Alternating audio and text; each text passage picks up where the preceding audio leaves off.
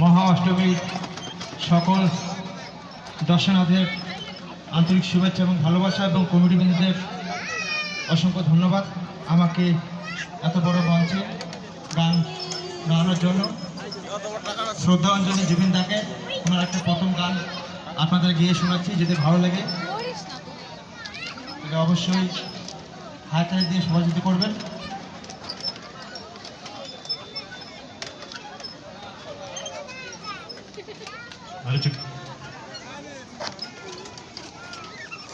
মামাম এই যে